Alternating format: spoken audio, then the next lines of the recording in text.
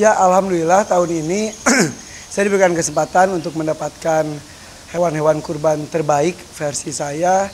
Dan dari tahun ke tahun itu kan harus ada peningkatan gitu. Jadi kalau alhamdulillah sih dari dulu, dari sejak muda gue tuh udah membiasakan untuk terus bisa memaksakan diri untuk berkurban.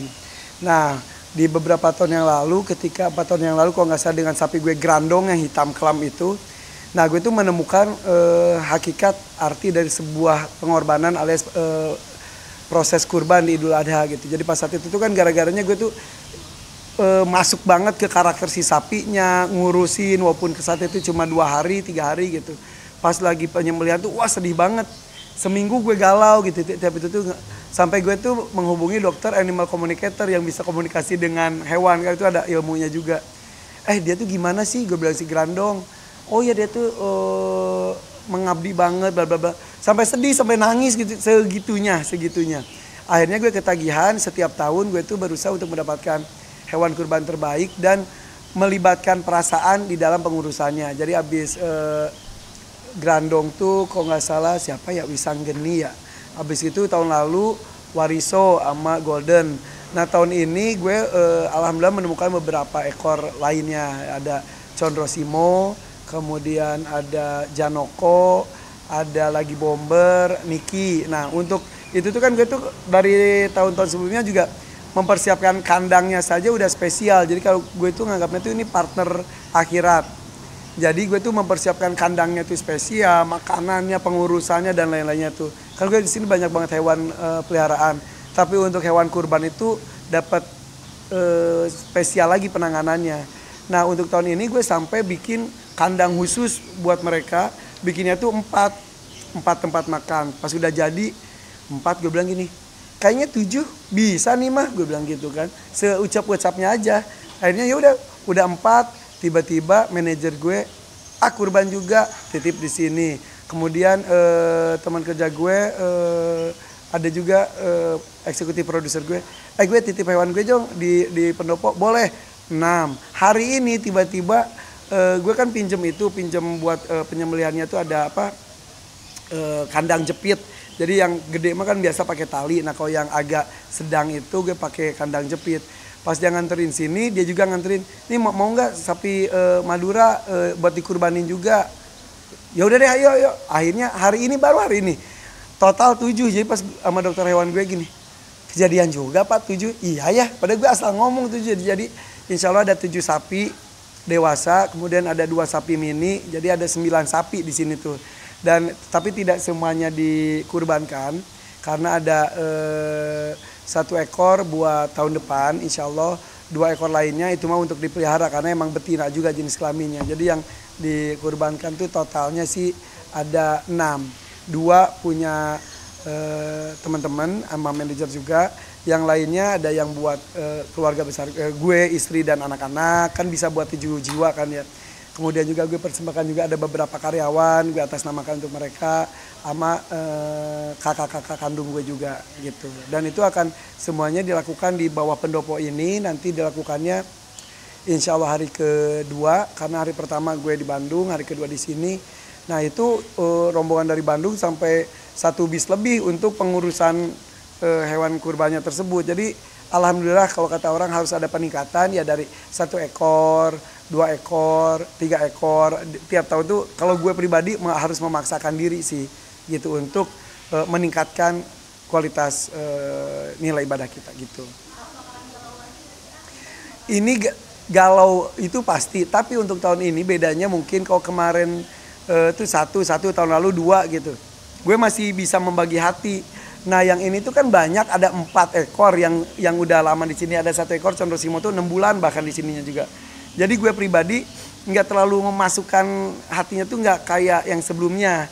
Tapi gue ngasih kesempatan sama kiper-kiper gue. Kiper-kiper tuh pengurus hewan gue tuh. Jadi 1 sapi, 1 kiper. Jadi kayak 1 suster gitu. Itu dipilih juga sama gue. Mereka yang beneran ini banget, belum apa-apa juga udah nangis. Mereka. Gue juga, nah rencananya ntar malam. Kan kalau gue tuh suka ada sesi ngobrol sama hewan kurbannya kan. Ntar malam tuh gue mau ada ngobrol sama semua hewan kurban gue. Ntar malam tuh biasanya tuh udah mulai galau. Galau tuh biasanya gue dari mulai ntar malam sampai hari ya udah galau gitu. Dan kayak makannya kemarin juga kan katanya sayurannya Oh ya. kiloan. Oh itu mah jadi satu ekor kan sapinya tuh rata-rata 1 ton up rata-rata ya. Jadi kalau ngasih makan hewan itu harus 10% dari berat badannya. Berarti kalau ada yang si Condro Simoto kan 1,2 ton. Satu hari aja 120 kilo satu hari satu ekor. Yang lain ya nyediain rumput nih, kiper gue sama dokter hewan gue pada kebingungan, rumput udah mulai habis karena rebutan sama para penjual hewan kurban di sekitar sini juga. Jadi kan kita tuh tiap hari tuh beli rumput, nggak ngarit gratis karena nggak ada lahannya, beli comborannya dan lain-lain sebagainya. Bahkan kemarin kan kita bikin mukbang bareng semuanya. Jadi selalu itu tiap tahun tuh kita memanjakan mereka, ngasih makanan-makanan yang mungkin sebelumnya mereka belum pernah makan, kayak buah-buahan, mereka bisa juga. Jadi sampai satu tempat gede berempat tuh mereka, wah malah pertama kali mereka kayak ngobrol gitu, kayak cium-ciuman gitu. Ini ngapain sih, bukannya makan, jadi pengalaman pertama buat mereka juga bisa berinteraksi gitu. Dan hari ini juga kan tadi sengaja dibikinin klip gitu. Nah itu kayak tahun lalu, jadi buat kenang-kenangan ke mereka juga, buat penghargaan kepada peternaknya juga, dan juga memberikan semangat untuk para peternak juga. Dan tahun ini juga kalau orang kan biasanya sapi-sapi impor gitu, gue juga kan pakai sapi impor juga. Nah sekarang tuh ada 2 jenis sapi asli Indonesia, sapi Bali dan sapi Madura. Itu juga ternyata salah satu sapi dengan kualitas daging terbaik juga. Karena perbandingan daging dengan tulangnya tuh dan lemaknya tuh, dagingnya tuh banyak banget untuk ukuran sapi Madura dan juga sapi Bali. Jadi walaupun belum terlalu populer, kalau orang tuh kan limosin, wah apa gitu. Itu bagus, tapi buat para peternak Indonesia juga harus tetap semangat. Itu maksud gue. Jadi kenapa gue dikontenin itu supaya memberikan semangat kepada semuanya, para peternak, juga semangat kepada semua orang untuk ikut berkurban. Dan kalau sore nih, kok jam 4 sore di sini anak-anak penuh banget, jumpa fans. Itu dari tahun lalu, itu tiap jam 4 sore itu mereka tuh udah ngumpul. Gerbang dibuka, mereka tertib. Cuma sapi tunjukin, wah mereka tepuk tangan, terus dikelilingin, mereka boleh ngelus. Ada beberapa bahkan bisa ikut mandiin. Itu, dan sapi-sapi gue juga kayak udah happy jadi gitu tuh. Kadang-kadang mereka nyapa mu gitu, wah pada tepuk tangan gitu. Anak-anak tuh pada sampai tahu nama-nama sapinya gitu. Dan nanti pas hariannya juga pasti penuh juga. Jadi ini udah seminggu lebih tiap hari jumpa fans kita, bagiin stiker sapinya, ya happy lah. Dan mereka ternyata dari sejak dini mereka tuh ikutan happy, dan juga mereka punya cita-cita untuk bisa berkurban juga, kata mereka. Kan gue nanya-nanya, gimana mau kurban juga? Mau kurban juga, mau sapi. Bahkan ada beberapa para peternak yang gue kunjungi, mereka tuh happy banget karena kalau dulu tuh kan sapi 1 ton tuh sapi presiden lah zaman dulu ya. Kalau sekarang tuh semua orang bisa kok sapi 1 ton up itu gitu. Dan para peternak happy, yang berkurbannya juga semangat untuk memberikan yang terbaik. Bahkan katanya ya teman-teman kita yang tadi baru dapat informasi, ada yang nonis aja ikutan berkurban banyak sekarang. Ya itu ya serulah, insya Allah. Masa nonis aja itu, apalagi yang muslimnya harus lebih semangat lagi. Intinya lagi adalah semangat berkurban itu jangan sampai kalau berkali-kali dia ngomong, lu ngerokok tiap hari bisa nyisihin uang, nyicil motor bisa, HP masih bagus tetap nyicil lagi yang baru gitu. Yang ini tuh yuk kita coba yuk, karena gue pernah ketemu anak kecil juga nabung sehari 10.000 dan setahun dia bisa ngumpulin 3 juta. 3 juta dia kumpulin sama 7 orang teman-temannya, 21 juta kali 7 kan 21. Beli sapi mereka SD kelas 4 kelas 5 gitu. Itu kan wih hebat banget ya gitu. Jadi maksudnya semangat untuk beribadah itu emang harus dipaksakan sih gitu.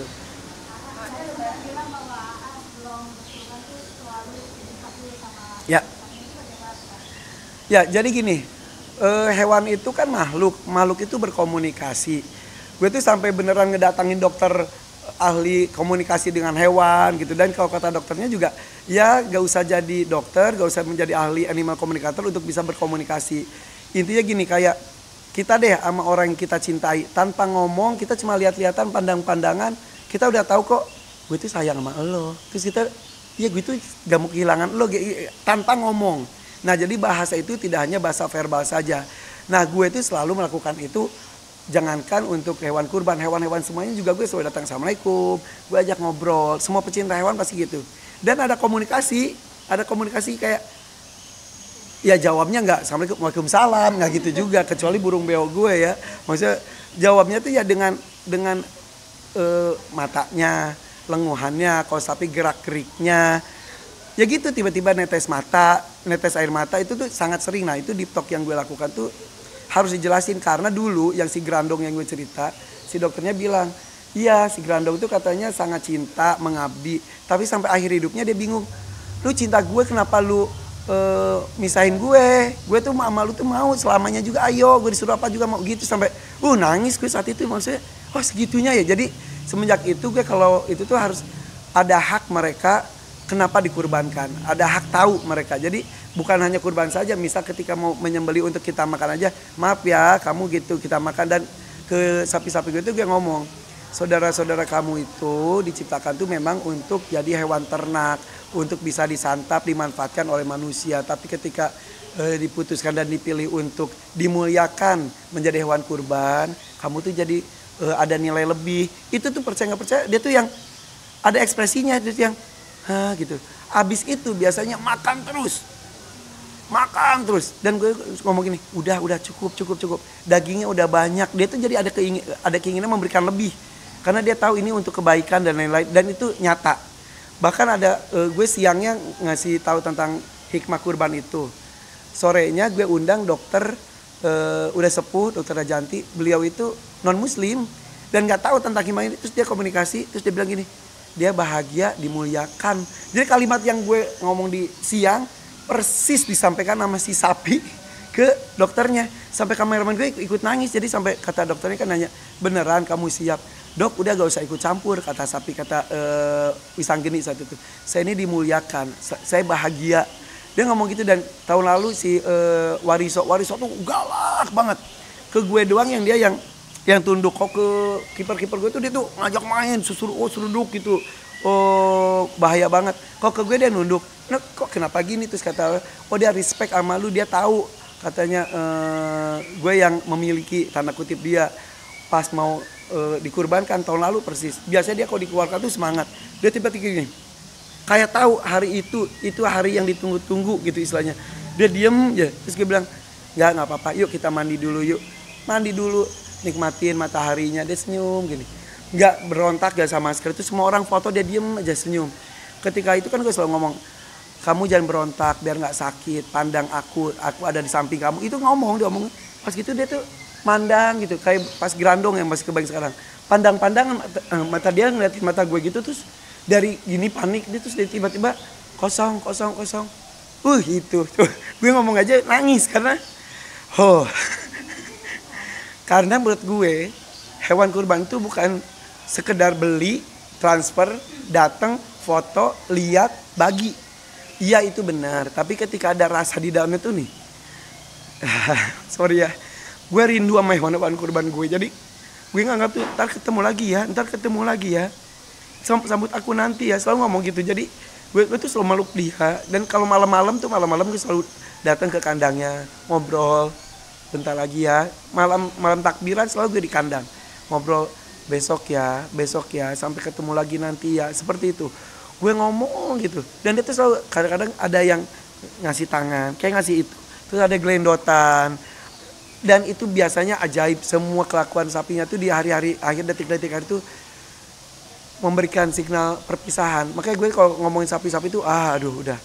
Nah tahun ini kayaknya sih yang akan nangis bombay bukan gue doang, para kiper. Kiper gue tuh kemarin ngobrol sama dokternya udah nangis. Udah nangis mulu mereka. Makanya kayak tadi dibikinin video itu tuh kenangan buat mereka juga, mereka happy.